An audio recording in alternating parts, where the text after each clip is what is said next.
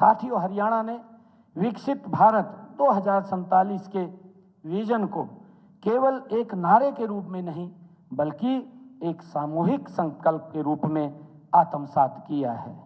और हमने इसे केवल कागजों पर नहीं लिखा बल्कि जमीन पर उतारा है। मुझे खुशी है यह बताते हुए कि वर्ष 2025 में हमने डिपार्टमेंट ऑफ फ्यूचर, जिसकी चर्चा अभी की गई है, उसकी स्थापना की गई, जो देश में अपनी तरह की एक अलग अनूठी पहल है। क्योंकि हम भविष्य की तैयारियों कल पर नहीं छोड़ना चाहते। 2047 का हरियाणा कैसा होगा, उसकी नीतियां, सुधार और प्राथमिकताएं, यह सब आज से ही तय हो रहा है। साथियों, हमने विकसित भारत 2047 के संकल्प को आधार बनाकर अपना हरियाणा विजन डॉक्यूमेंट 2047 वो तैयार किया है। इसका अनावरण माननीय केंद्रीय गृह मंत्री श्री अमित शाह जी द्वारा 24 दिसंबर 2025 को किया गया। साथियों, यह केवल एक दस्तावेज, केवल एक नीति पत्र नहीं बल्कि आने वाले 2 दशकों के लिए राज्य के विकास का एक व्यापक रोड मैप है। हरियाणा विजन 2047 ये 6 रणनीतिक स्तंभों पर आधारित है।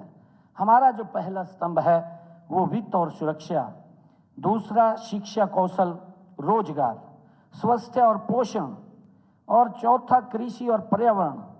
5वां हमारा जो स्तंभ है वो बुनियादी ढांचा और समग्र विकास। 6ठा स्तंभ है क्षेत्रीय विकास और स्थानीय स्वशासन। हमारा लक्ष्य है वर्ष 2047 तक हरियाणा को $1 ट्रिलियन से अधिक की अर्थव्यवस्था तथा 40 लाख रुपए से अधिक प्रति व्यक्ति आय वाला राज्य बनाना है। हमने सभी विभागों को ये स्पष्ट निर्देश भी दिए हैं कि वे अपने शॉर्ट टर्म और लॉन्ग टर्म लक्ष्य निर्धारित करें ताकि विकास योजनाबद्ध हो, परिणाम स्पष्ट हो और कार्य समय पर हो, ऐसी व्यवस्था हमने की है। और इसके साथ ही हमने Arjun special purpose vehicles SPV विदेशी सहयोग विभाग हरियाणा इनोवेशन फोरम, उसका भी हमने गठन किया है ताकि आर्टिफिशियल इंटेलिजेंस और भविष्य की तकनीकें हमारे सुशासन की सहयोगी बने। सरकार, उद्योग, शिक्षण संस्थान और स्टार्टअप्स सब मिलकर हरियाणा को एक नवाचार सक्षम राज्य के रूप में आगे ले जाएं। साथियों, विकसित भारत की यह यात्रा कोई सरकारी कार्यक्रम ये नहीं है, अपितु यह एक जन आंदोलन है। और किसी भी जन आंदोलन की असली ताकत होता है उसका जनप्रतिनिधि।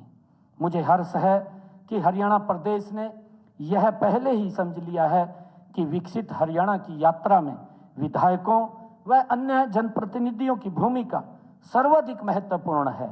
और विकसित विधानसभा का खाका हम जनप्रतिनिधि ही खींचेंगे, क्योंकि अपनी जनता को हमसे बेहतर कोई नहीं जानता। इसलिए हमने निर्णय लिया है कि हरियाणा के सभी विधायकों के लिए एक चिंतन शिविर आयोजित किया जाए। यह कोई औपचारिक बैठक नहीं होगी, यह एक मंथन होगा जहां हर विधायक अपनी विधानसभा का दर्पण हमारे सामने रखेगा। समस्याएं क्या हैं, समाधान क्या हैं, क्या हो सकते हैं, और जनता की अपेक्षाएं क्या हैं, और हमारी विकसित विधानसभा कैसे होनी चाहिए, ये इसका सारा का सारा रोड मैप वो रखेगा। साथियों, मैं चाहता हूं कि आप इस सम्मेलन में केवल आज की समस्या पर नहीं, कल की चुनौतियों पर भी गहरा मंथन आप करें। आज के तेजी से बदलते युग को देखते हुए यह आवश्यक है कि हम हमारे आने वाले भविष्य की नींव को और मजबूत हम करें।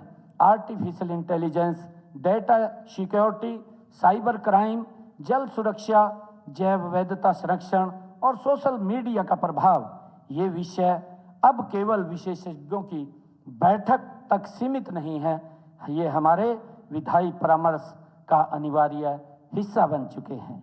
साथियों, जो विधायक आज इन विषयों को समझेगा वही कल के समाज को दिशा दे सकेगा। इसलिए हमें समय के अनुरूप अपनी विधायी दृष्टि को भी विकसित करना होगा और इस दिशा में यह सम्मेलन एक महत्वपूर्ण कदम है। मुझे प्रसन्नता है कि इस सम्मेलन में आर्टिफिशियल इंटेलिजेंस और मानवाधिकार जैसे अत्यंत सामयिक विषयों पर भी विशेष यहाँ पर प्रस्तुति दी जाएगी। साथियों, नवाचार और नैतिकता के बीच संतुलन बनाना यह हम सभी जनप्रतिनिधियों की ये साझी जिम्मेवारी है। हमें समय के अनुरूप अपनी विधायी दृष्टिकोण को भी विकसित करना होगा। आज लोकतंत्र की सफलता इसी बात से मापी जाती है कि वह अपने नागरिकों के जीवन में कितना सकारात्मक परिवर्तन ला रहा है। जब समाज जागरूक होता है तब नीतियाँ प्रभावी बनती हैं। जब विधायक दूरदर्शी होंगे तब विकास टिकाऊ बनता है और जब दोनों मिलकर कार्य करते हैं तब राष्ट्र नई ऊंचाइयों को प्राप्त करता है। कहा भी गया है, एक विधायक की हर गली हर गांव की पहचान रखता है, वही विकास की नई मिसाल रखता है। साथियों, यह सम्मेलन समाप्त होगा, हम अपने अपने राज्यों को लौट जाएंगे, लेकिन यहाँ से एक संकल्प लेकर के हम जाएं, मिलकर एक ऐसा भारत बनाएं जो आर्थिक रूप से समृद्ध हो, सामाजिक रूप से न्यायपूर्ण हो, तकनीकी में अग्रणी हो और संवेदना में विश्व में सबसे आगे हो। और यह संकल्प केवल विधानसभा की दीवारों तक ये सीमित न रहे, बल्कि आम इंसान की जिंदगी में बदलाव और उजाला बनकर ये दिखे। आज आप सब यहाँ महानुभाव इस उद्घाटन सत्र में आप पधारे हैं।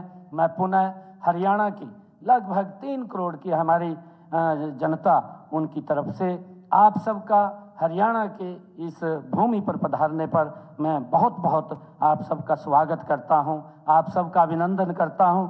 इन्हीं शब्दों के साथ धन्यवाद।